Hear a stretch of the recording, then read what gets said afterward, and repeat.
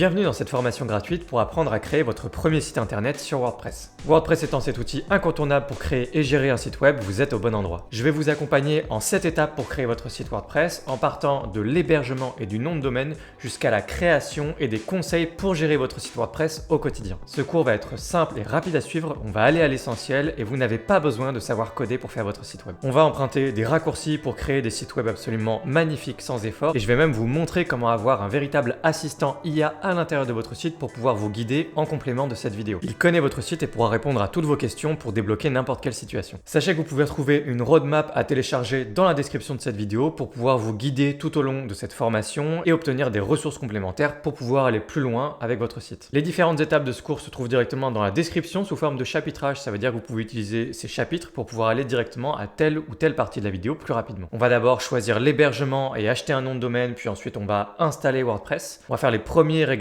de base qui sont vraiment importants, voire même indispensables. Ensuite, on va utiliser des modèles de sites prêts à l'emploi. Vous allez voir que vous allez pouvoir choisir parmi une grande bibliothèque de sites qui sont déjà faits par des web designers professionnels. Vous allez pouvoir ensuite prendre ces sites-là et vous les approprier pour votre projet. Vous allez pouvoir créer ou modifier les différentes pages, modifier votre en-tête, modifier votre pied de page pour votre site. On passera également par la création et ou modification de votre formulaire de contact qui est une partie importante de votre site. Puis ensuite, on parlera performance, sécurité et mise à jour. Vous allez voir que ça va aller vite. Et enfin, on parlera de mettre en ligne votre site. Donc restez bien jusqu'au bout. Sachez que ce cours et les bases que vous allez apprendre pour WordPress vont vous permettre de faire évoluer votre site vers n'importe quel type de site. Ça veut dire que ce cours permet de créer un site simple professionnel mais qui peut évoluer vers un site marchand, un site e-commerce, vers un site de réservation, vers un espace membre, vers un espace avec des élèves. Bref, ça pourra évoluer vers n'importe quel type de site par la suite. N'oubliez pas de télécharger votre roadmap, c'est le premier lien en description et on est parti. La première chose à faire ou surtout à ne pas faire, c'est de ne pas aller sur wordpress.com. Si vous allez sur wordpress.com, vous n'aurez pas le WordPress ordinaire et vous ne pourrez pas suivre les cours, les tutoriels, tous les contenus que vous trouvez sur internet, y compris les miens.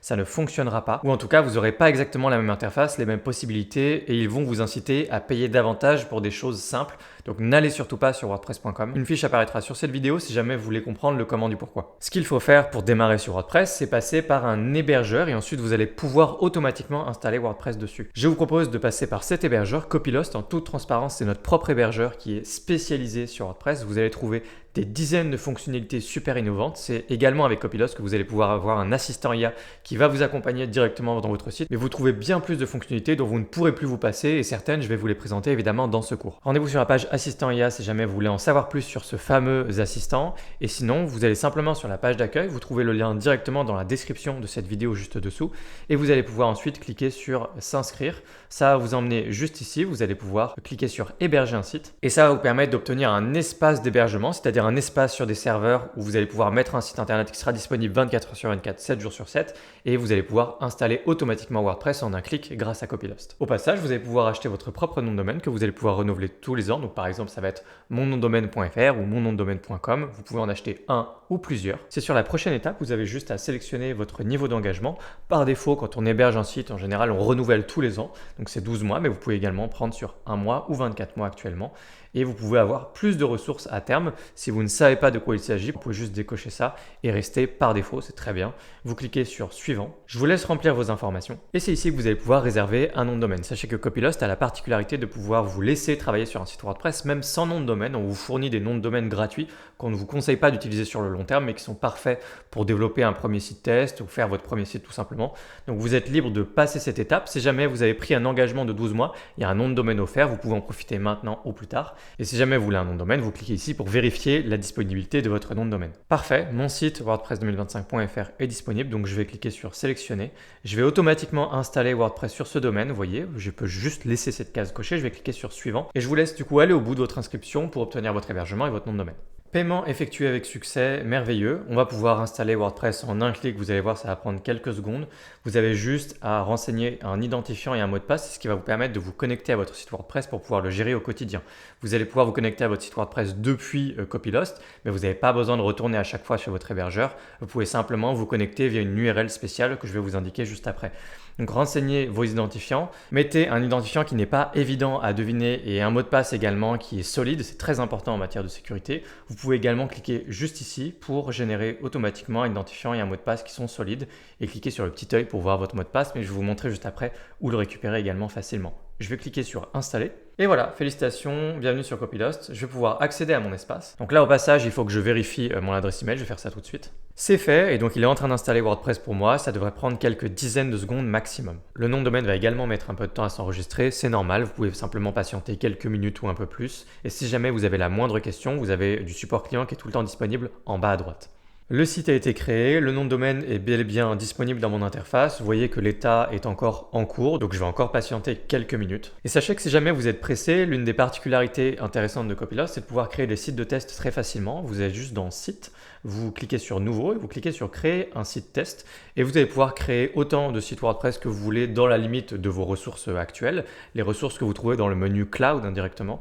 Et vous pouvez lui donner un nom, créer des identifiants, cliquer sur Créer, ça va vous créer un site de test sans avoir à vous soucier du nom de domaine et il sera beaucoup plus rapidement disponible alors que quand vous achetez un nom de domaine, ça prend toujours quelques minutes avant qu'il soit disponible. Si votre domaine est bien actif et que sur votre site vous avez également le petit macaron live mais que vous ne pouvez pas encore accéder à votre site internet, c'est normal, ne vous inquiétez pas, on ne va pas rentrer dans du jargon technique, ça peut prendre encore quelques secondes, quelques minutes, il y a des choses qui se font en arrière-plan, donc vous patientez. Et voilà, mon site est disponible, moi je suis allé manger entre temps, vous pouvez vous faire un café entre temps, attendre quelques minutes, quelques dizaines de minutes, il peut y avoir des histoires de cache qui fait que c'est pas disponible tout de suite sur votre appareil. En général, ce que vous pouvez faire, c'est vérifier sur un autre appareil, par exemple sur votre téléphone, sur un autre réseau, vous verrez que votre site est disponible et que c'est une histoire de cache. Et donc, il faut juste patienter un petit peu et votre site est disponible. Comment faire pour vous connecter à votre site WordPress? Si vous êtes dans Copylost, dans votre hébergeur, que ce soit Copylost ou un autre hébergeur, généralement, il y a une solution pour se connecter en un clic. Donc, juste ici, je suis dans le menu de mes sites. Si jamais vous avez plusieurs sites, vous avez deux vues au passage. Moi, j'ai une préférence pour cette vue-là, mais je vais rester dans la vue par défaut. Vous aurez votre aperçu qui va se rafraîchir normalement tous les 24 heures, donc il faut juste patienter un petit peu. Et ici, je vais pouvoir cliquer sur connexion et ça m'amène directement à l'intérieur de mon site WordPress. Voilà, je suis connecté, je suis dans WordPress. Alors, je vais me déconnecter en allant en haut à droite, se déconnecter. Ça va amener sur cette page et c'est une page qui est très importante parce qu'en fait, la plupart du temps, quand vous allez vous connecter à votre site WordPress, vous n'avez pas besoin de passer par votre hébergeur. Vous pouvez aller directement sur votre site. Donc là, je vais me rendre sur mon site côté visiteur normalement, comme ça. Et puis ensuite, au niveau de l'URL, je vais pouvoir ajouter un / wp-admin. Rentrer. Quand je fais ça, j'arrive sur un formulaire de connexion, moi en tant qu'administrateur, pour pouvoir me connecter et créer puis gérer mon site. Ces identifiants sont les identifiants que vous avez créés quand on était dans Copylost pour votre site. Si c'est bien la première fois que vous créez votre site et que vous ne les avez pas modifiés entre-temps, vous pouvez les retrouver directement dans Copylost une première fois si besoin.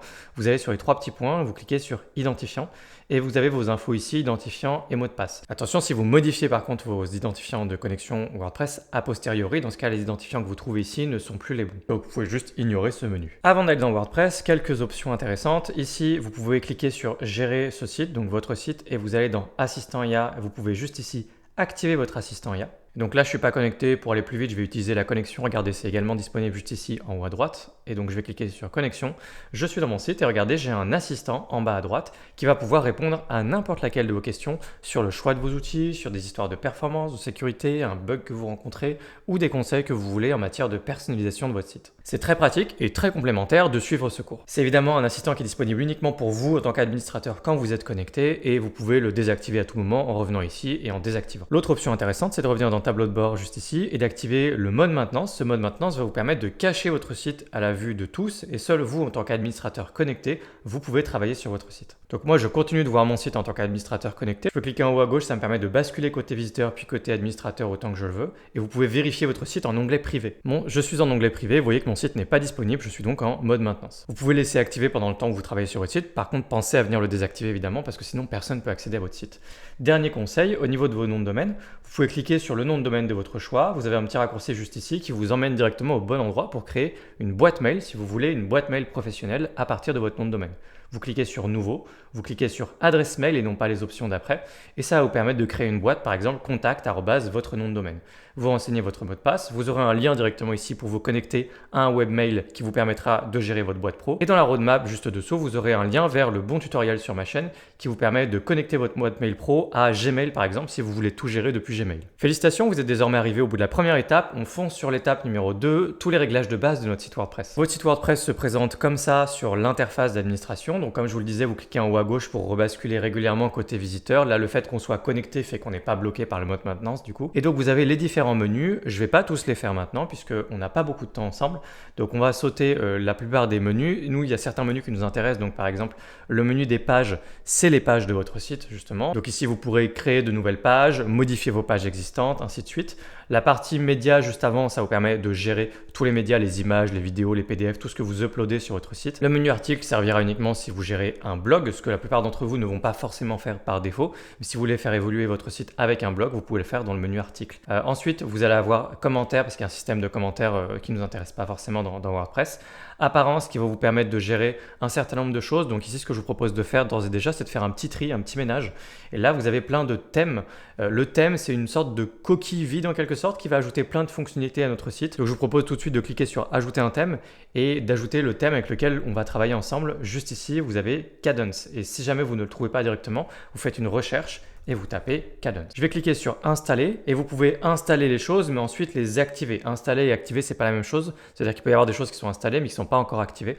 Donc là, je vais cliquer sur activer également. Voilà, vous voyez qu'il y a plein de nouveaux menus qui apparaissent et c'est important pour la suite de ce cours. Hop, et donc vous pouvez supprimer les autres thèmes que vous voyez juste à côté. Vous cliquez à chaque fois sur supprimer, vous sélectionnez un thème, supprimer, pareil pour les autres. Vous avez ensuite le menu des extensions. Les extensions, c'est comme les applications sur votre téléphone. Ça permet d'ajouter des fonctionnalités à votre site WordPress. Il faut faire attention à ne pas trop en ajouter et à ne pas installer n'importe quoi. Donc là, ce que je vous propose de faire, c'est par défaut de supprimer les quelques extensions qui sont installées par défaut juste ici. Donc là, vous voyez, je fais OK, on peut les supprimer une par une ou tout ensemble comme je viens de le faire à l'instant. Et donc là, on va juste cliquer sur ajouter une extension. On va ajouter notre première extension ensemble. Vous allez taper également Kadence Blocks. Kadence Blocks étant l'outil qui va nous permettre de créer nos pages. Et ça va avec le thème qu'on vient d'installer. C'est l'extension juste ici. Donc faites attention au logo et au nom et vous cliquez sur installer. Et pareil, on l'active immédiatement. Activer. Et donc je vais me retrouver avec ma première extension vraiment activée juste ici. Je peux la désactiver à tout moment en cliquant sur désactiver, puis la réactiver, etc. La plupart du temps, quand vous désactivez quelque chose sur WordPress, si vous le réactivez, vous récupérez tous les réglages et rien ne change normalement. À quelques exceptions près qu'on n'a pas le temps d'aborder dans cette vidéo, mais c'est le comportement par défaut. Ensuite, on a le menu compte et là, vous avez tous les comptes de votre site WordPress. Et donc, il peut y avoir un site marchand avec des comptes pour vos clients, un espace membre avec des comptes pour les membres ou les élèves, etc. Si jamais il y a plusieurs utilisateurs de votre site, des gens qui viennent publier des articles de blog, qui viennent gérer votre site avec vous, vous avez également la possibilité d'ajouter des comptes à partir d'ici. Donc si je clique sur ajouter un compte, l'élément essentiel qu'il faut retenir, c'est la fonctionnalité de rôle que vous avez juste en bas. Et c'est ce qui va vous permettre d'attribuer un rôle aux gens que vous ajoutez sur votre site plus tard. Et donc le rôle que là on a aujourd'hui, nous en étant connectés par défaut, c'est le rôle administrateur. C'est le rôle qui possède évidemment toutes les capacités dans votre site. Enfin, on va aller directement au niveau du menu réglages juste ici. Vous allez pouvoir indiquer un nom juste ici au titre de votre site. Ça va changer d'ailleurs juste ici en haut à gauche. Donc je peux le taper et vous voyez que ça change en même temps. Mon site WordPress 2025, mettez votre vrai nom, enfin le nom de votre site juste ici. Vous avez la possibilité ici de mettre une icône de site, c'est le petit favicon, c'est ce que vous avez en haut à gauche au niveau des onglets, juste ici, quand vous êtes sur un ordinateur. Et vous pouvez descendre ici et changer si besoin les réglages de base, par exemple la langue du site en français, le fuseau horaire UTC +1, +2, etc. Là, le format de date, moi je vais mettre par défaut format date et heure comme ça. La semaine débute le lundi, c'est des petits réglages qui peuvent servir, qui peuvent être utiles. Et on enregistre les modifications. Rendez-vous ensuite dans Permalien. C'est un réglage très important pour avoir cette partie-là, juste ici, les URL formatées correctement. Il va falloir venir ici et vous cliquez sur titre de la publication. Et vous cliquez sur enregistrer. On a fait nos premiers pas dans WordPress, les premiers réglages de base, certains sont très importants. Et maintenant, ce que je vous propose de faire, c'est de regarder des modèles de démarrage pour votre projet sur WordPress. Je me rends sur ce site, vous n'avez pas forcément besoin d'y aller vous aussi, si jamais à tout hasard l'URL est juste ici, on pourra vous la mettre en description, mais c'est pas très important. Cette bibliothèque, c'est exactement les sites auxquels vous avez accès avec nos outils de travail. Vous pouvez installer exactement ce que vous voyez. Et des modèles de sites, c'est évidemment un raccourci gigantesque pour gagner du temps et avoir tout de suite un site canon prêt à l'emploi. Évidemment, il faudra prendre le temps de prendre en main ensuite WordPress, de savoir modifier vos pages, de savoir en ajouter, ainsi de suite. Mais tout ce que vous voyez ici, c'est des modèles auxquels vous avez accès. Il y a un petit badge premium juste ici ou encore là. Donc là, ce que je vous propose de faire, c'est au niveau des filtres, sélectionner Free. Comme ça, vous aurez uniquement les modèles de sites qui sont gratuits et auxquels on a accès maintenant. Vous pouvez installer virtuellement n'importe lequel de ces sites, ce qui veut dire que vous pouvez avoir un site magnifique très rapidement, très facilement. Vous avez juste à cliquer dessus et vous pouvez regarder un petit peu, vous avez quelques informations sur les différentes pages, etc. Moi, ce que je vous propose de faire du coup, c'est de ne pas passer plus de temps ici et d'installer l'extension dont on a besoin pour récupérer ces modèles de site. Quand je suis dans Apparence Kadence, j'ai un onglet Modèle de démarrage. Ça va installer une extension tout simplement, donc on aurait pu passer par extension, ajouter, etc. Je vais cliquer sur Installer des modèles de démarrage. On a deux choix qui s'offrent à nous, des modèles de démarrage avec de l'IA et des modèles sans IA. Je préfère vraiment les modèles sans IA, on a plus de contrôle et je préfère le résultat. Je trouve les modèles de site tout simplement plus jolis, plus professionnels et ce sera plus rapide. On va juste sélectionner un site, ce site me plaît, je le prends, je le mets sur mon site, terminé. Donc on part sur Pre-Design Template juste ici. On va sélectionner Free Only et vous avez accès à n'importe lequel de ces sites. Donc pour visualiser un petit peu le travail, vous pouvez cliquer dessus et là vous allez pouvoir vous balader à l'intérieur du site, vous pouvez regarder un petit peu comment c'est fait, vous pouvez regarder les différentes pages, vous pourrez absolument tout modifier plus tard. Donc vous avez juste à utiliser les filtres ici. Filtre, vous avez également un filtre par type de business ou type de site, donc photos, événements, courses, les formations, membership, e-commerce, etc. Attention par contre, parce qu'il y a pas mal de ces modèles de sites qui installent d'autres choses et ce ne sera pas juste un site vitrine basique. Ce qu'on appelle un site vitrine, c'est un site standard avec quelques pages qui présentent votre activité, vos produits ou vos services. Mais des fois, ça va ajouter d'autres fonctionnalités et du coup, je ne vais pas forcément vous accompagner dans ce tutoriel sur les autres fonctionnalités que votre modèle de site ajouterait éventuellement. Donc faites attention à ce que vous ajoutez. Si vous sélectionnez e-commerce, logiquement, ça va ajouter des fonctionnalités e-commerce et vous voyez bien que ce n'est pas un tutoriel e-commerce. Donc on va rester sur des choses qui sont assez simples et du coup moi je vais choisir un modèle de site et l'installer. Je vous invite à faire la même chose de votre côté. Ce site me plaît bien, donc il s'agit d'un site vitrine pour présenter des compétences SEO d'une agence. Ou d'un freelance peut-être. On peut l'utiliser comme on veut après ce modèle de toute façon. Vous avez quelques options de personnalisation en amont juste ici au niveau de l'assistant d'installation de votre modèle. Donc c'est des choses que vous pouvez modifier très facilement plus tard, mais si jamais vous voulez gagner un peu de temps et qu'il y a une palette de couleurs qui vous intéresse, ça va installer automatiquement cette palette de couleurs que vous allez pouvoir utiliser à travers tout votre site. N'hésitez pas à changer les couleurs et également dans la partie fonte à changer, pourquoi pas les polices également qui sont utilisées par défaut. Moi je vais tout laisser par défaut, ça me va très très bien, mais vous pouvez modifier tout ça. Et ensuite on clique sur Next en bas à gauche. Vous avez deux options, importer tout le site ou importer uniquement certaines pages. Donc là pour l'instant on va rester sur la partie Import Full Site. Si je déroule ce menu, on a la possibilité de ne pas importer certains réglages. Je ne vais pas faire la distinction de qu'est-ce qui fait quoi. Pour l'instant on importe simplement absolument tout. Et si jamais vous voulez importer uniquement certaines pages, vous cliquez sur Only Import Select Page, ce qui peut être également très pratique par la suite pour créer d'autres sites quand vous serez plus à l'aise avec WordPress, de prendre l'inspiration sur certains de ces modèles et de récupérer uniquement certaines pages. Donc je vais rester sur Import Full Site, on clique sur Next et là ensuite on voit les extensions qui peuvent être installées au moment où j'installe mon site. C'est là que je réalise qu'il s'agit d'un site qui est fait pour vendre des cours en ligne et ça installe un outil qui est en plus un outil payant pour des cours en ligne par la suite. Donc moi ça ne m'intéresse pas, du coup je vais revenir, je vais prendre le temps de chercher un modèle qui n'installe rien d'autre qu'un site simple avec de belles pages. J'ai trouvé ce site qui me convient parfaitement et cette fois si je clique sur Next, c'est vraiment juste à partir de Kadence Blocks, on n'installe rien d'autre n'est nécessaire. Donc on clique sur Finish and Launch. Il me dit Success, a priori c'est terminé, donc on va cliquer sur See My Site et on va regarder le résultat. Et voilà, j'ai installé ce site, c'est un vrai site, c'est-à-dire que là si je désactive le mode maintenance, c'est mon site, il est disponible et je peux du coup me balader sur les différentes pages et on va pouvoir modifier absolument tout ce qu'on voit ici. Étape 3 terminée et maintenant je vous propose de prendre en main les différentes pages de notre site et d'apprendre à modifier également l'en-tête ou le pied de page ou ce qu'on appelle en anglais aussi très souvent header et footer. Quand vous avez terminé d'utiliser les modèles de démarrage, vous pouvez les désactiver juste ici et si vous n'avez plus besoin de cette extension, a priori c'est le cas, vous pouvez également directement la supprimer. C'est vraiment une bonne pratique en matière de sécurité. Rendez-vous dans vos pages et vous allez retrouver les différentes pages que vous avez importées et vous allez pouvoir cliquer sur modifier pour aller à l'intérieur de l'éditeur de cette page et apprendre à modifier visuellement cette page. Encore une fois, zéro compétence en code, vous allez voir que c'est très visuel. Je peux cliquer sur ma page d'accueil, on voit ici que c'est clairement la page d'accueil. Ne vous inquiétez pas si tout est en anglais, vous pouvez absolument tout renommer et tout vous réapproprier, le titre des pages, le contenu, etc. Donc je vais cliquer sur modifier. Ça m'amène pour la première fois dans l'éditeur de ma page juste ici, donc je vais dire OK. Et donc là, vous voyez que je me retrouve dans un éditeur qui est très visuel, où je peux cliquer absolument n'importe où et modifier absolument tout ce que je vois. Quand c'est une image, je clique dedans et je peux modifier cette image. Quand c'est du texte, je clique dedans, je peux modifier le texte directement et ainsi de suite. Je peux même déplacer les éléments. Vous voyez qu'il y a un petit menu flottant qui apparaît au-dessus des différents éléments. Je peux les prendre et les déplacer ou utiliser même les flèches pour déplacer des sections entières juste comme ça pour les remonter ou les redescendre. Et je peux voir ma page côté visiteur en haut à droite. J'ai cette option juste ici, voir la page. Je peux cliquer dessus et je vais pouvoir voir la page comme ça directement côté visiteur. Alors du coup, un moyen plus rapide de retourner dans l'édition de nos pages, c'est de le faire comme ça côté visiteur, mais en étant connecté. Toujours, j'ai la barre d'administrateur juste en haut. Et peu importe la page sur laquelle je me trouve, je vais avoir l'option juste ici modifier la page. Et en fait, c'est un raccourci, ça me permet d'aller directement dans l'édition de cette page sans avoir à passer par l'espace d'administration, le menu page, etc. Je peux donc faire n'importe quelle modification, cliquer sur enregistrer et ensuite mes changements seront publiés et je peux voir les changements côté visiteur. Si vous voulez créer une nouvelle page, donc là, vous voyez, je ne vous ai pas montré, mais je clique en haut à gauche, ça me permet de revenir en fait dans WordPress juste ici. Donc vous voyez qu'il y a une option ajouter une page. Donc je peux ajouter une nouvelle page. On va simplement apprendre du coup ensuite à la mettre dans votre menu WordPress au niveau de votre en-tête pour qu'elle soit disponible pour tout le monde. Pour vous y retrouver à l'intérieur d'une page, vous avez cette option qui est très pratique vue d'ensemble du document et ça vous permet de voir un petit peu comment est construite votre page. Vous pouvez en fait dérouler les différents éléments et voir comment les différentes pages sont construites, quels éléments ont été utilisés, ce qu'on appelle des blocs dans le cadre de cet éditeur. Et donc ça va vous permettre de vous y retrouver un petit peu, de voir où est quoi, de supprimer des choses, d'en déplacer d'autres parce que je peux prendre des éléments à partir de là et les déplacer directement aussi à partir de cette vue-là. Et si je veux ajouter de nouveaux éléments, j'ai juste à cliquer en haut à gauche sur le plus et je vais pouvoir insérer de nouveaux blocs.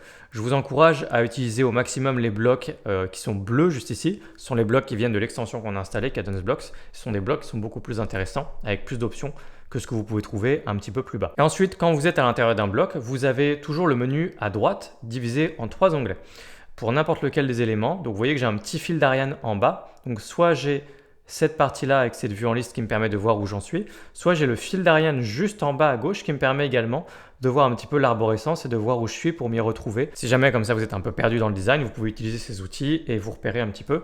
Donc là, je suis dans un titre et donc ici, j'ai les 3 onglets général, style et avancé. Dans général, je vais gérer le contenu à proprement parler. Donc ça dépend du contexte, si c'est une image, un titre du texte, une section. Une section sera une boîte, c'est-à-dire vous avez toute une partie juste ici. Vous voyez que j'ai toute une boîte finalement, ce que j'appelle une boîte, qui va vous permettre ensuite de dispatcher du contenu, là par exemple en 2 colonnes avec un titre à gauche, une image à droite, etc. Donc en fonction du contexte, vous allez avoir des options qui sont différentes évidemment. Et donc là, dans général, ça gère le contenu. Dans style, ça gère toujours la mise en style, donc couleur, ombre, bordure, arrondi, toutes ces choses-là, vous allez les retrouver dans l'onglet style systématiquement. Vous allez pouvoir à chaque fois dérouler les différents menus, renrouler-les à chaque fois, c'est comme ça vous allez vous y retrouver parce que sinon ça va être un petit peu le bazar. Et vous pouvez regarder, il y a plein d'options. Et enfin l'onglet avancé dans lequel vous allez retrouver des options qui sont avancées comme son nom l'indique et notamment les réglages juste ici de marge qui sont des réglages importants. Juste pour vous expliquer un petit peu, je vais ajouter un bloc en partant de 0 et donc il y a le bloc texte avancé qui est vraiment un bloc de base pour mettre du texte. Je vais le mettre par exemple juste ici. Et juste ici, on voit que c'est automatiquement un titre. Je peux le transformer d'un titre, sous-titre, sous-sous-titre, etc. à un paragraphe juste ici. Donc à partir du même bloc texte, je peux en faire un paragraphe ou un titre. Et donc je vais mettre du contenu. J'ai toutes les options donc de style, couleur, taille de police. Dans le général, je peux changer quelques réglages là. Et c'est pas là où il y a le plus de réglages en général puisque c'est un bloc assez simple, hein, le bloc texte. Et dans avancé, ce qui est important donc c'est les marges. Juste pour vous expliquer, vous avez la possibilité de mettre des marges en haut, à gauche, en bas, à droite, etc. Et donc il y a les marges internes et marges externes. C'est très important évidemment ce réglage pour être capable de mettre en page votre page, parce que des fois vous voulez plus d'espace en haut, en bas, sur les côtés, ça va vous permettre d'aérer vos mises en page. C'est un réglage que vous utilisez tout le temps, les marges, qui est très important à prendre en main. Et vous avez 2 types de marges systématiquement, les marges internes et externes. Je vais mettre une petite couleur de fond sur ce titre, juste ici. Comme ça, on va se rendre compte de ce qui se passe si je reviens maintenant dans Avancer et que je mets des marges internes. Vous voyez que ça met une marge à l'intérieur de mon bloc juste ici. Alors que si je viens maintenant dans marge externe et que je mets une marge en haut, vous voyez que ça met une marge à l'extérieur de mon bloc. Donc ça, ce que je vous montre là, ces réglages de marge et le fait qu'il y ait des marges internes et externes, c'est des réglages que vous retrouvez sur 100% des blocs que vous avez dans Kadence Blocks et dans vos pages, que ce soit pour une image, un texte ou autre. Et vous allez tout le temps vous en servir pour vos mises en page. Donc là, je peux revenir en arrière avec la petite flèche juste ici à chaque fois, qui est bien pratique. Et je peux également lier les valeurs en cliquant sur le petit chaînon juste ici, ce qui me permet de mettre automatiquement la même valeur absolument partout, ou au contraire délier, et ensuite jouer comme ça directement sur les valeurs haut, bas, gauche, droite. Et j'ai même une petite option juste ici qui peut être pratique pour vous y retrouver un peu si vous démarrez. Souvent, quand on démarre, on travaille en pixels. Et juste là, voilà, je mets automatiquement 50 pixels en haut, 50 pixels à droite, 50 pixels en bas, 50 pixels à gauche. Donc, travailler en pixels. Si vous décochez ça, vous pouvez revenir à ce fonctionnement un peu plus intuitif et naturel peut-être pour débuter avec des petits incréments comme ça. Voilà, encore une fois, ces réglages de marge, ils sont disponibles sur tous les blocs quand vous travaillez dans vos pages. Donc maintenant, il va falloir cliquer un petit peu partout, regarder les blocs qui ont été utilisés systématiquement, les prendre en main. Vous pouvez prendre une section entière et la supprimer, ce que j'ai fait juste simplement au clavier. Et j'ai pu revenir en arrière là avec un simple CTRL Z. Je peux cliquer absolument partout, tester de nouveaux blocs. Vous avez systématiquement, vous l'avez déjà constaté sans doute, le bloc rangé qui permet de créer une nouvelle section de page. Donc là, j'ai une section, ici j'ai une section, ici j'ai une section. Et vous voyez qu'à chaque fois, peu importe dans quel élément je clique, si je regarde le petit fil d'Ariane en bas, on voit que ça finit toujours par une rangée, tout simplement parce que ce bloc rangé me permet de créer les différentes sections de ma page. Donc si je crée une nouvelle page, je vais ajouter moi-même de nouvelles rangées dans lesquelles je vais ensuite mettre plein de blocs à l'intérieur. Mais le bloc rangé va me permettre d'avoir la mise en page de base de ma page. Et je le voyais notamment juste ici, on voyait que la base, c'était systématiquement des blocs rangés, dans lesquels ensuite il y a des blocs sections. Et les blocs sections vous permettent de subdiviser, créer par exemple une colonne à gauche, une colonne à droite, ou alors 3 colonnes, etc. C'est ce que vous allez pouvoir faire avec les sections. Mais rassurez-vous, tout ça peut se faire assez naturellement. Si j'ajoute en fait automatiquement une nouvelle section, par exemple je vais me mettre tout en bas, je vais juste faire entrer, ça me permet d'être juste à la ligne comme ça, et je vais pouvoir cliquer sur plus pour juste ici, ou je peux cliquer sur plus en haut à gauche, ça revient au même, et ensuite chercher une rangée. J'ajoute la rangée et vous voyez qu'automatiquement, il peut y avoir ce travail-là qui est déjà fait d'avoir plusieurs colonnes. Donc vous allez devoir aller sur chacune de vos pages et cliquer sur modifier et modifier tout le contenu que vous voulez à l'intérieur et vous allez pouvoir au passage modifier également le titre de la page que vous avez systématiquement en haut à gauche. Donc par exemple, le mettre en anglais, tout simplement, notre portfolio. Si je gardais exactement le même site, j'écrirais ici notre portfolio. Je peux revenir sur le contenu un petit peu partout, supprimer des choses, etc. Et enfin, également, quand on est dans des blocs, on a toujours tous les réglages de blocs qui sont à droite. Mais systématiquement, vous avez également le réglage page juste ici, à gauche. Et ça, c'est les réglages pour l'ensemble de votre page. Et au niveau des réglages de page, il y a une chose que je voulais vous montrer, c'est la petite partie slug juste ici, qui vous permet de mettre une petite URL propre pour votre page. Donc, par exemple, si je veux remettre en français tout simplement, j'écris notre portfolio et j'ai une URL propre. J'ai un titre également propre, ce que j'appelle propre c'est en français, et je peux modifier tout le contenu de ma page absolument partout. Je clique sur enregistrer. Et vous voyez que ça va se mettre automatiquement bien. On a bien l'URL notre portfolio. On voit le titre de la page dans l'onglet. C'est également notre portfolio. J'ai plus qu'à modifier vraiment tout le contenu de la page. Encore plus rapide quand vous êtes directement au niveau du listing des pages. Si vous voulez juste modifier l'URL et le titre de la page pour aller vite, pour tout mettre en français, vous pouvez cliquer juste ici sur modification rapide d'une page et vous pouvez regarder changer juste ici le titre de la page et l'URL. Donc c'est un petit raccourci, une petite astuce. Toutes mes pages sont en français. Alors je veux dire les titres et les URL du coup. Accueil, à propos, notre portfolio, blog, qui est une partie que je vais laisser de côté du coup, et je vais vous montrer comment vous pouvez simplement supprimer ça de vos pages, de votre menu juste ici.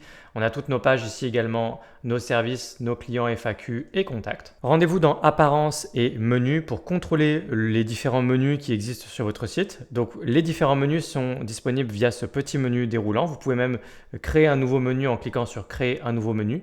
Vous allez pouvoir lui donner un nom et peut-être l'utiliser quelque part sur votre site.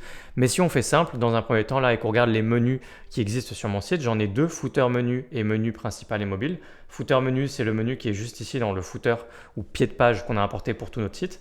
Et donc là, on a notre header ou en-tête pour tout notre site. Et donc, on va pouvoir modifier les menus qui se trouvent ici et là. Donc là, je vais cliquer sur, par exemple, menu sélectionner. Ça me permet de sélectionner le menu principal qui se trouve juste ici sur mon site et donc vous reconnaissez toute l'arborescence de notre menu, à savoir accueil, à propos, notre portfolio, blog, etc. Et donc je peux redéplacer les éléments comme ça ou même les déplacer vers la droite, ce qui me permet de créer un sous-menu. Si je clique sur enregistrer le menu et que j'actualise, je peux créer un sous-menu comme ça. Voilà. Et je reviens ici, je peux le redéplacer vers la gauche et donc je peux contrôler tout mon menu comme ça et supprimer des éléments. Donc par exemple, je veux supprimer le fait qu'il y ait un blog, c'est pas quelque chose qui nous intéresse ici. Donc là, j'ai la page blog, je vais la dérouler et je vais cliquer sur retirer. On n'oublie pas d'enregistrer et si j'actualise, ma page blog a bien disparu. Si vous avez besoin d'ajouter de nouvelles pages dans votre menu qui sont déjà disponibles dans votre site, dans pages, vous avez le menu juste ici, ajouter des éléments de menu. Vous pouvez dérouler les pages, vos articles de blog, etc. et sélectionner des choses que vous pouvez mettre dans votre menu en cliquant sur ajouter au menu juste ici. Si jamais toutes vos pages ne sont pas visibles, vous cliquez sur tout voir. Vous aurez vraiment l'intégralité de vos pages disponibles dans WordPress à ajouter dans votre menu. Vous savez comment modifier votre menu dans le header et dans le footer, mais vous ne savez pas comment modifier visuellement votre header et votre footer. C'est ce qu'on va faire maintenant. Je vous propose de cliquer juste ici sur personnaliser. Quand vous êtes dans l'espace d'administration, vous pouvez également cliquer sur personnaliser à partir de là. Ça vous emmène au même endroit, à savoir un espace qui dépend de votre thème. Donc le thème qu'on a installé, c'était Kadence et qui va nous donner plus ou moins d'options. Et en l'occurrence ici, c'est ici qu'on va trouver les réglages pour modifier visuellement notre header. Vous voyez qu'il y a plein de choses qui apparaissent au survol et notre footer. Donc ça ne concerne pas les pages directement. Les pages, vous allez les modifier comme je vous l'ai montré juste avant. Par contre, dans cet espace-là, qui est un peu différent, vous voyez, avec les différents menus à gauche qu'on a ici, c'est ici que vous allez venir pour modifier header et footer. Donc vous avez ici en tête, et donc là, on a un constructeur d'en-tête sur 3 niveaux, qui est en fait cet espace-là. C'est-à-dire que là, je peux vraiment déplacer des éléments et je peux être sur plusieurs niveaux et construire tout un en-tête comme ça de manière visuelle. Et puis ensuite, il y a pareil, pied de page juste ici, qui est le constructeur de pied de page et qui est toute la partie qu'on voit en bas. Je vous conseille vraiment de coller au plus proche possible à votre modèle dans le but de gagner du temps et d'avoir moins de friction pour pouvoir mettre en ligne votre site le plus tôt possible et vous poser moins de questions et vous pourrez revenir plus tard pour modifier votre site, apprendre à ajouter des choses, etc.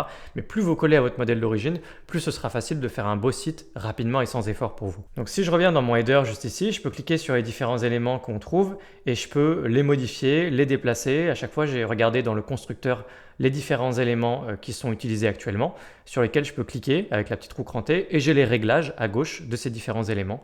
Le logo, j'ai le réglage pour le menu, ça c'est si jamais je voulais créer un autre menu, sélectionner un autre menu, etc. Ce serait possible. Ou encore ici les icônes de réseaux sociaux, ce que je peux par exemple supprimer. Je peux les supprimer juste ici et si je clique sur plus, j'ai d'autres éléments à disposition dans la version gratuite de mon thème Kadence. Par exemple, ajouter un bouton, ce qui me permet d'ajouter un petit appel à l'action au niveau de mon en-tête en fonction de ce que je veux vendre ou proposer. Donc là, au niveau de mon bouton, je vais cliquer sur la roue crantée et j'ai tous les réglages par rapport à mon bouton juste ici. Il y a toujours 2 onglets dans les éléments dans cet espace personnalisé. C'est Général et Apparence à chaque fois. Donc peu importe où vous cliquez, n'hésitez pas à regarder dans Général et Apparence. Général étant les réglages général par rapport à votre élément, les réglages de contenu, tous les réglages basiques en fait et apparence pour la mise en forme, le style. Systématiquement, même le logo, il y a général et apparence. Donc toujours. Vous pouvez au passage venir ici du coup et modifier votre logo. Pareil en bas, je peux cliquer sur les différents éléments. En bas, c'est un petit peu différent, la partie pied de page, parce qu'on est à mi-chemin entre l'éditeur un peu visuel avec des blocs qu'on avait avant et cet espace-là. Donc, il y a un petit mélange des deux. Vous allez pouvoir cliquer sur à chaque fois soit l'arranger pour avoir différents réglages. Par exemple, vous mettre sur plus de colonnes. Vous pouvez prendre tout un espace ici et vous mettre sur 1, 2, 3 colonnes pour mettre du contenu côte à côte dans votre pied de page par exemple. Donc ça c'est possible ici en cliquant sur les roues crantées de chaque rangée et en vous mettant sur plusieurs colonnes. Ce qui est différent juste ici, vous verrez, si je clique là, je peux aussi cliquer sur les rangées, mais ça donnera des réglages différents. Il n'y a pas de possibilité de me mettre sur plusieurs colonnes, ça n'a pas de sens d'un point de vue du header, de l'entête. Par contre, le footer, on raisonne comme ça. C'est-à-dire qu'on se met sur X colonnes pour pouvoir mettre plus ou moins de contenu côte à côte.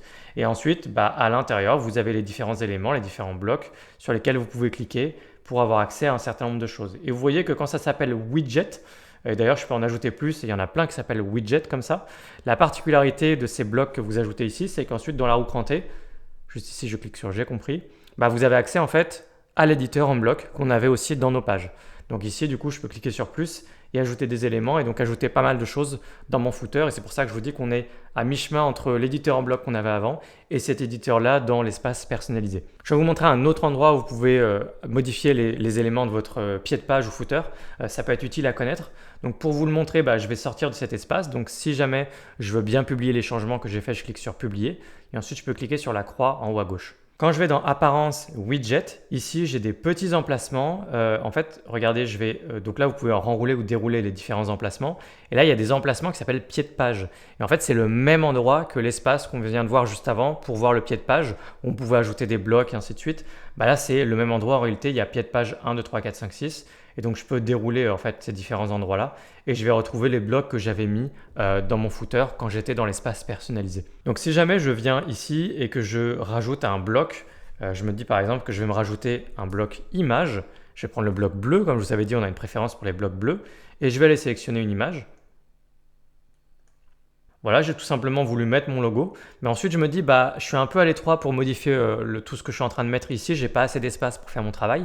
Là, j'ai publié mes changements. Du coup, je peux venir ici dans un deuxième temps, ça peut être plus pratique parce que sinon vous savez pas où vous travaillez, qu'est-ce que vous faites, là c'est pas très clair. Mais là, du coup, vous commencez ici et vous pouvez terminer là puisqu'ensuite vous avez plus d'espace pour voir votre travail. Donc là, je vais actualiser et du coup, je vais avoir mon logo au niveau du bon emplacement. Donc là, je vais dérouler pour voir les emplacements et là, on voit que l'emplacement pied de page 1, c'est bien ici que j'ai mon travail que j'ai fait au niveau de mon footer. Et là, vous voyez que j'ai tous les réglages à droite. Je retrouve plus d'espace pour pouvoir travailler. C'est plus pratique, plus agréable.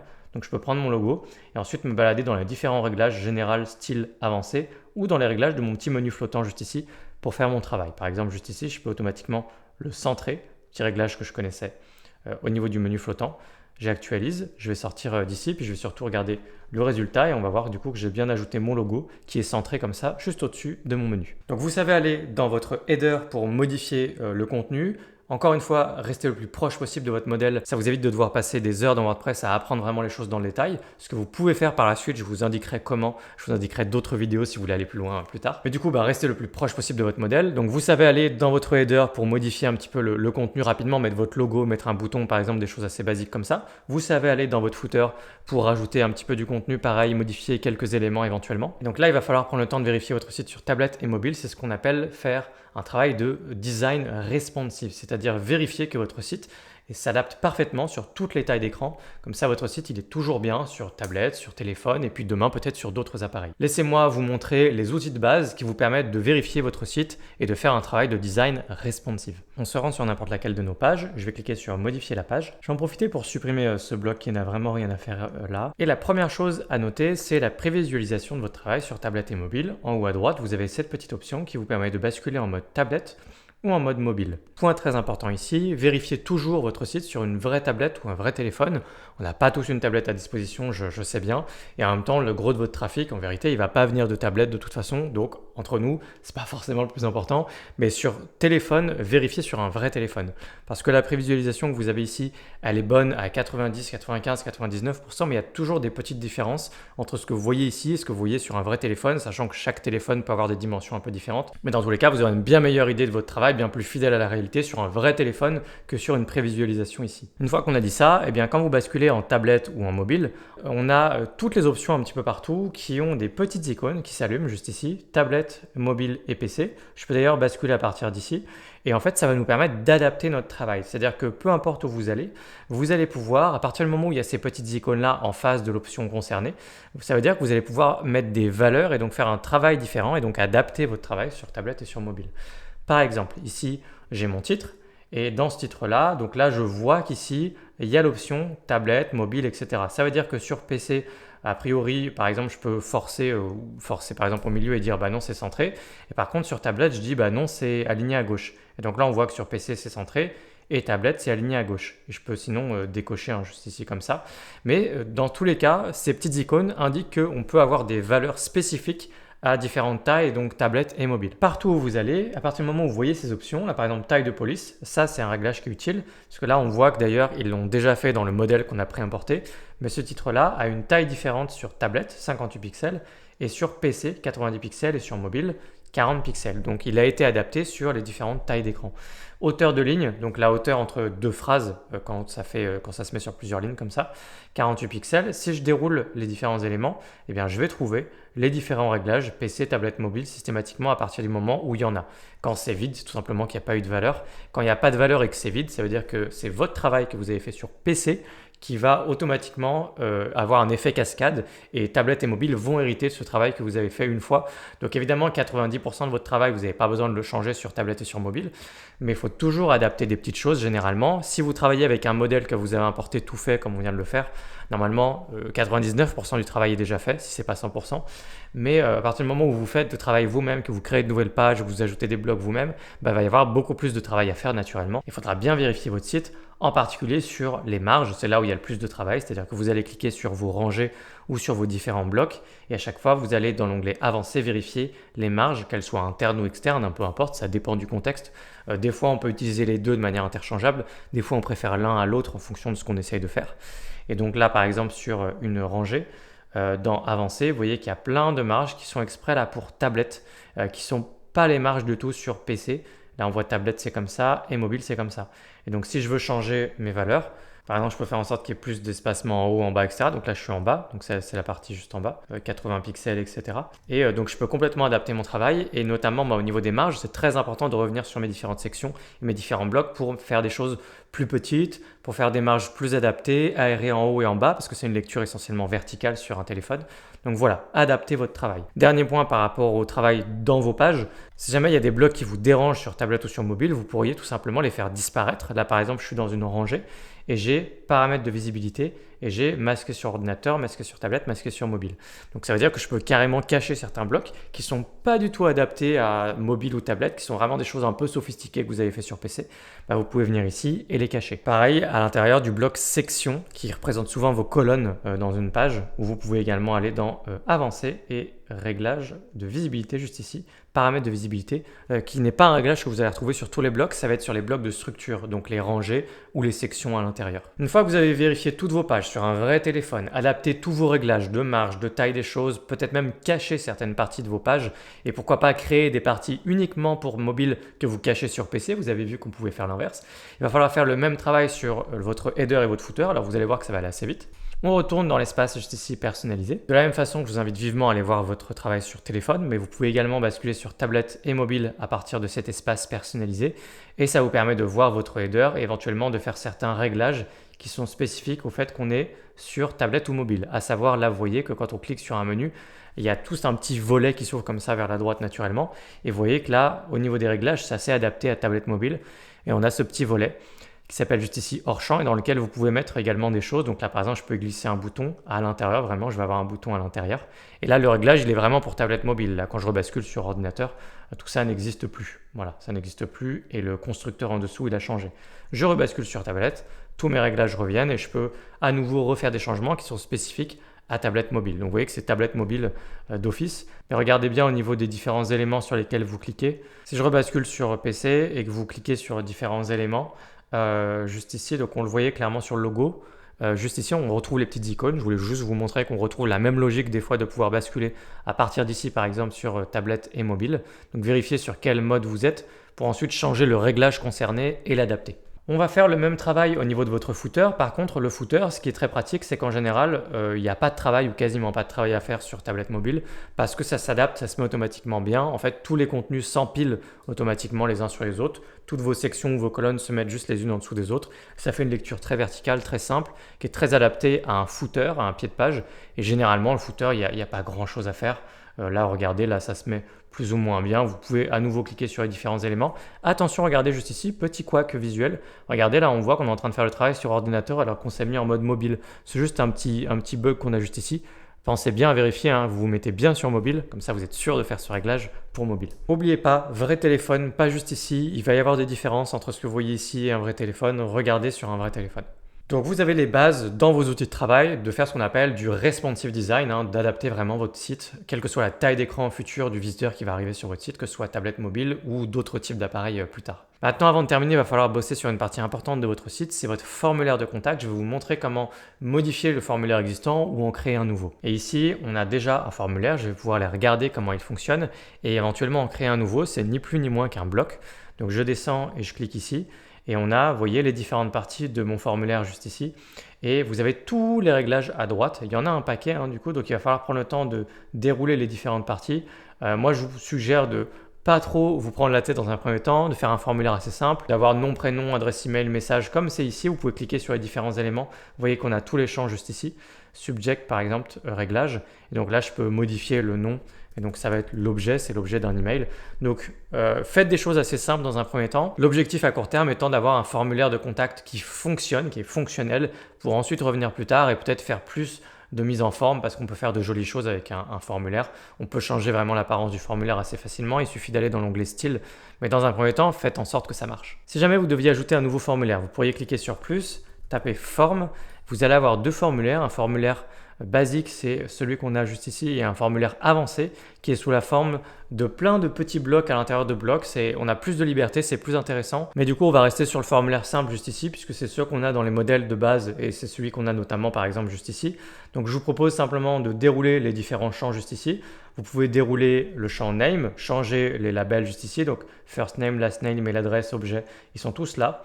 Donc vous déroulez le first name, vous déroulez le last name. Vous pouvez changer à chaque fois les libellés du champ. Vous allez voir qu'il y a plein d'options. Est-ce que le champ est obligatoire ou pas, des choses comme ça.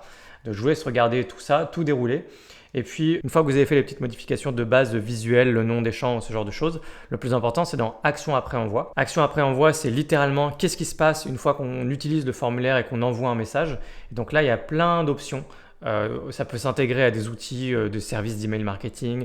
Vous pouvez rediriger vers une page de remerciement en sélectionnant redirection. Vous pouvez faire plein de choses, mais le plus important et ce qui est coché par défaut, c'est email juste ici. Et donc ensuite, vous avez le menu correspondant, réglage d'email. Et donc là, vous allez pouvoir renseigner juste ici l'adresse email où vous voulez recevoir les messages de ce formulaire de contact. Vous aurez au passage l'objet de l'email. Vous pouvez écrire par exemple nouveau message, comme ça vous aurez des messages, ça se rappellera simplement nouveau message chaque fois que vous recevez un message depuis le formulaire de contact de votre site. Vous pouvez ensuite laisser les réglages comme tels, ne quasiment rien toucher, enregistrer votre formulaire. Regardez ensuite côté visiteur, faites un test, envoyez-vous un message et assurez-vous de recevoir vos messages. Comme ça, au moins, vous avez un formulaire fonctionnel. Vous avez la base, vous avez changé les champs, vous les avez mis en français. Vous avez juste nom, prénom, email, objet, message. Le formulaire fonctionne, donc vous avez vraiment la base. Et dans un deuxième temps, vous allez pouvoir ensuite passer plus de temps sur les formulaires et voir comment ça fonctionne. J'ai changé le nom de tous mes champs. Je vais juste cliquer dans le bouton directement ici. Ça me permet de modifier le label du bouton. Je vais juste écrire envoyer, vous pouvez écrire autre chose, enregistrer. Je teste mon formulaire juste ici, je clique sur envoyer. Message envoyé avec succès. Le style de ce message, vous pouvez les changer dans les réglages du bloc formulaire. Généralement, tout ce qui est style, je vous dis que c'est dans l'onglet style. Des fois, il y a des petites exceptions. Là, en l'occurrence, vous restez dans le premier onglet général et vous avez réglage de message. Tous les réglages que vous voyez ici de couleur, de police, etc., c'est ce petit message qu'on vient de voir. J'ai bien reçu le message de mon formulaire de test, vous voyez, donc voilà à quoi ça ressemble. Et maintenant, je peux juste cliquer sur répondre et ça va automatiquement répondre à l'adresse email qui a été renseignée juste ici. Donc nickel, tout fonctionne avec notre formulaire de contact. Étape numéro 5, c'était une étape évidemment très importante parce que le formulaire de contact, ça peut être vraiment un pilier de votre site web. C'est une petite partie d'apparence anodine, mais qui est très importante puisque c'est par ici que vous allez recevoir toutes les prises de contact, peut-être pour vos prospects ou clients si vous avez des services ou des produits à vendre. L'étape numéro 6 maintenant, il faut qu'on parle performance, sécurité et mise à jour en très bref. Vous allez peut-être entendre régulièrement dire que WordPress c'est très vulnérable, que vous pouvez vous faire pirater du jour au lendemain très facilement. Alors très concrètement, non. Ce n'est pas si vulnérable que ça à partir du moment où vous avez les bons réflexes au quotidien. Et donc là, je vais vous donner dans un laps de temps absolument record les bons réflexes au quotidien. Les bons réflexes, c'est tout simplement de mettre à jour. Quand vous faites vos mises à jour régulièrement, vous êtes dans le top 0,01% des sites protégés. On ne peut jamais dire qu'on est protégé à 100%, rien, nulle part, ça n'existe pas. Mais concrètement, vous êtes globalement plutôt à l'abri. Donc ce qu'il faut faire, c'est venir dans vos extensions et faire vos mises à jour. Vous aurez des petites notices juste ici qui vous disent de mettre à jour vos extensions. Faites-le idéalement toutes les semaines. Et si jamais vous n'y pensez pas, ça peut être tous les 15 jours. Si jamais vous n'y pensez pas, c'est toutes les 3 semaines. Enfin, normalement, c'est la fréquence la plus élevée possible pour vous protéger, tout simplement. Donc vous n'avez pas besoin de le faire tous les jours. Mais dans le meilleur des mondes, il faudrait le faire toutes les semaines, sachant qu'il peut y avoir des mises à jour automatiques. Juste ici, vous avez juste à cliquer sur ce petit bouton et ça fera des mises à jour en automatique. Donc là, comme ça, vous vous dites, je vais juste activer ça et puis c'est terminé. Oui, c'est une bonne idée de le faire à condition d'avoir très peu d'extensions. Si vous avez beaucoup d'extensions, n'activez pas ça. Puisque quand vous faites vos mises à jour, si jamais vous avez beaucoup d'extensions, des fois il y a certaines extensions qui rentrent en conflit avec d'autres, ça peut arriver de temps en temps. Donc dans ce cas, il vaut mieux que vous soyez là, prêt à réagir et peut-être à revenir en arrière ou autre. Et donc, je ne vous le conseille pas, mais si vous avez très peu d'extensions, ce qui est le cas sur ce site évidemment, si vous avez 1, 2, 3, 4, 5, 6 extensions ou même un peu plus, vous pouvez activer la mise à jour automatique. Si vous allez dans tableau de bord mise à jour, ici vous allez retrouver l'ensemble des mises à jour, que ce soit extension, WordPress en tant que tel qui lui aussi doit être mis à jour, ou votre thème qui lui aussi doit être mis à jour. Donc tout ça, ça se trouvera directement dans tableau de bord mise à jour. Venez toutes les semaines ou tous les 15 jours et faites vos mises à jour, c'est très important. Si vous voulez être le moins exposé possible à des problèmes sur WordPress, c'est simple, installez le moins de choses possible. Donc si jamais vous pouvez faire votre site avec 5 ou 10 extensions au lieu de 30, 40 ou 50, il faut le faire. Vraiment, vous serez beaucoup plus à l'abri, beaucoup plus tranquille et votre expérience de WordPress sera très agréable, très plaisante.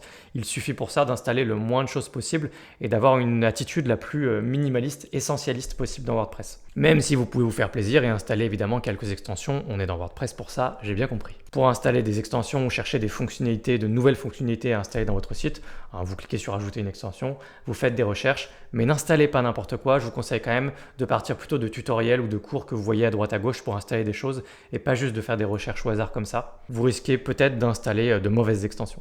Réflexe suivant sur son site, toujours sauvegarder son travail. On peut le faire à 2 niveaux. On peut le faire au niveau de l'hébergeur directement. Félicitations, c'est déjà en place avec Copilot, je vais vous montrer où. Et également directement dans votre site WordPress, ça vous permet d'avoir 2 niveaux de sauvegarde et donc toujours plus de sécurité. On fait une recherche et on va installer notre toute deuxième extension ensemble. Vous tapez WP Vivid comme ça. Vous installez l'extension juste ici, vérifiez que c'est la bonne. Regardez juste ici, 700 000 installations actives. Plus vous avez de bonnes étoiles et d'installations actives, plus c'est la preuve que c'est une bonne extension et que vous pouvez vous permettre de lui faire confiance. je l'installe et on l'active tout de suite. Et vous pouvez déclencher une sauvegarde manuellement à tout moment quand vous faites par exemple de nouvelles pages, des modifications sur votre site ou autre. Ça peut être toujours intéressant de venir ici et réflexe, cliquer sur sauvegarder. La sauvegarde est terminée, là c'était un petit site donc ça a été très rapide, la sauvegarde se trouve juste dessous et si jamais vous avez un problème un jour, vous pourrez venir ici, cliquer sur restaurer, vous aurez 2-3 clics à faire d'affilée et vous allez restaurer la copie exacte de votre site tel que vous l'aviez sauvegardé, donc avant des mises à jour, avant des modifications de votre site ou avant quelque chose de potentiellement sensible, vous pouvez faire des sauvegardes. Dans le volet planification juste ici, vous allez pouvoir activer des sauvegardes automatiques en cliquant juste ici et puis ensuite vous avez les différents réglages, vous ne touchez à rien juste ici, vous avez juste à changer la fréquence là, donc chaque jour par exemple, c'est très bien. Si vous avez un site sur lequel vous ne publiez pas du contenu très souvent, vous ne faites pas des modifications très souvent ou autre, vous pouvez simplement sélectionner chaque semaine ou bimensuel, ça peut suffire. Et enfin, n'hésitez pas à venir dans l'onglet stockage à distance, ça vous permet de prendre ces sauvegardes et de les mettre automatiquement sur un cloud distant qui vous appartient, par exemple Google Drive, Dropbox ou autre. Ce que je vous recommande vivement de faire, c'est beaucoup plus sécurisé. Les sauvegardes sur votre site, côté Copylost, côté hébergeur, se trouvent ici dans Gérer ce site. Et vous pouvez cliquer ici sur sauvegarde ou sécurité, c'est pareil. Et hop, vous avez juste ici le volet sauvegarde. Là, il n'y en a pas parce que je viens de créer le site, mais du coup, ça va automatiquement sauvegarder votre site de manière hebdomadaire ou quotidienne. Donc, par défaut, je vous conseille peut-être de venir et de cocher juste ici quotidien, comme ça vous serez encore plus en sécurité, au moins le temps où vous bossez dans votre site. Et puis ensuite, comme je vous disais, vous pouvez passer en hebdomadaire si vous n'avez pas l'habitude de faire des changements. En ce qui concerne la performance ou la vitesse de votre site, vous avez déjà des outils de travail qui vous permettent d'avoir un site très performant, bien plus rapide que la moyenne des sites qu'on trouve sur Internet. Toutefois, je vous donne un réflexe et ça consiste en compresser ou optimiser vos images avant de les mettre sur votre site. Vous pouvez venir sur un site comme TinyPNG, surtout si vous bossez sur un petit site et que vous le faites très tôt, très en amont de votre projet. Dans ce cas, vous pouvez avoir les meilleurs réflexes dès le début. Vous venez sur un site comme TinyPNG, vous glissez, déposez vos images ici, ça va automatiquement les compresser. Vous pouvez ensuite les récupérer et ensuite les uploader sur votre site et vous allez gagner énormément de poids sur vos pages et vos images sont le principal responsable du poids de vos pages. Donc plus vous compressez vos images en amont et plus vous allez avoir des pages légères et donc des pages performante. Qui dit page performante dit une meilleure expérience utilisateur sur votre site, une meilleure image, une meilleure valeur perçue de votre travail, de votre marque, de vos produits, de vos services et peut-être même un meilleur référencement sur les moteurs de recherche si c'est un point important pour vous. Du reste, il existe plein de fonctionnalités dans Copylost destinées à accélérer votre site sans que vous n'ayez absolument rien à faire. Mais je peux toutefois vous indiquer dans le volet Performance et Performance Max d'activer cette fonctionnalité Performance Max sur Copylost qui va vous permettre d'avoir un site le plus rapide possible. Si jamais vous activez cette fonctionnalité, vous cliquez sur tout activer juste ici, vous prenez le temps ensuite d'aller vérifier si votre site fonctionne normalement en onglet privé. Parce qu'il y a des petites fonctionnalités ici qui poussent un petit peu, qui poussent. Et donc des fois sur certains sites avec certains outils, certaines fonctionnalités vont faire que votre page elle se comporte un peu bizarrement ou que ça ne fonctionne pas bien. Et auquel cas, vous pouvez juste donc tout activer ici, vérifier votre page en onglet privé et si ça ne fonctionne pas bien, vous pouvez désactiver les fonctionnalités une par une en commençant juste ici par retarder les scripts JS. Ce serait la première à désactiver par exemple pour vérifier. Puis ensuite celle-ci et ainsi de suite. Et jusqu'à trouver le coupable. Et le coupable, ensuite, vous le laissez désactiver, puis vous pouvez laisser activer le reste. Attention, activez Performance Max uniquement quand vous avez terminé de travailler sur votre site. Ça ne sert à rien de l'activer avant.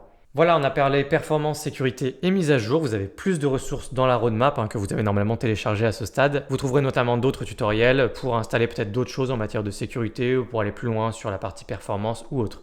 Vous avez notamment la possibilité de récupérer des ressources ou des liens que je vous ai donnés vers des outils pour rédiger vos pages légales pour votre site. Donc les mentions légales ou la politique de confidentialité par exemple, je vous indique des générateurs que vous pouvez utiliser prêts à l'emploi pour les récupérer, les copier-coller et mettre ces pages-là par exemple dans le footer de votre site. Comme ça, votre site est en règle. Vous vous demandez peut-être maintenant comment mettre en ligne votre site. Eh bien, félicitations, c'est déjà fait, ou en tout cas du moins, vous n'avez rien à faire. À partir du moment où vous partagez votre site, où vous commencez à le partager sur les réseaux sociaux, vous le partagez autour de vous, vous l'envoyez à droite, à gauche, vous laissez votre site vivre, naturellement, votre site va s'indexer assez rapidement sur Google. Google est très fort pour détecter de nouveaux sites. Mais je vais vous montrer comment vérifier que votre site est bien indexé. Vous pouvez évidemment simplement faire une recherche de votre site, vous allez le trouver ou pas du coup, mais vous pouvez aussi forcer le fait de rechercher un site en particulier en faisant un site de points. Ce site de points va vous permettre de vraiment très spécifiquement rechercher des URL de votre site et pas juste des gens qui vous citent ou qui font des liens vers vous. Et le site de points, ça vous permet de voir que oui, vous êtes bel et bien indexé sur les moteurs de recherche, en tout cas sur Google, puisque vous avez vos liens qui apparaissent ici. Si rien n'apparaît avec un site de points et votre nom de domaine, ça veut dire que votre site n'est pas encore indexé. Si jamais vous êtes pressé, que vous voulez être sûr de référencer votre site le plus rapidement, le plus tôt possible, vous pouvez le faire via un outil qui s'appelle la Search Console, qui est un outil que Google met à votre disposition gratuitement, où vous pouvez lui soumettre votre site directement pour qu'il l'indexe sur ses résultats de recherche. Encore une fois, si vous ne le faites pas, votre site finira quand même par être indexé, vous n'êtes pas obligé de le faire, mais ça peut vous permettre de mieux dormir cette nuit en vous disant ça y est, Google il sait déjà que j'ai un site et il existe déjà sur Google, ça va plus vite. Donc rendez-vous sur search.google.com et vous créez un compte gratuitement, ce sera lié à un compte Google. Et je peux d'ores et déjà vous indiquer le bon tutoriel pour la Search Console. Il y a un tutoriel sur cette chaîne et je vais vous montrer comment prendre votre site WordPress et le donner à Google directement pour l'indexer rapidement. Vous avez maintenant deux options qui s'offrent à vous. La première, c'est de suivre une formation qui est un peu plus complète et toujours gratuite, disponible sur YouTube, que je vais faire apparaître maintenant à l'écran pour prendre plus de temps, pour prendre en main WordPress, prendre en main les blocs, comment modifier vos pages, ainsi de suite. Et la deuxième option, c'est de regarder ce tutoriel sur la Search Console de Google pour indexer votre site le plus rapidement possible. Ces deux options apparaissent maintenant à l'écran. Je vous retrouve du coup dans l'une ou l'autre de ces deux vidéos. Pensez à vous abonner à cette chaîne pour continuer de progresser sur WordPress si ce n'est pas déjà fait. Et je vous dis à tout de suite dans la prochaine vidéo.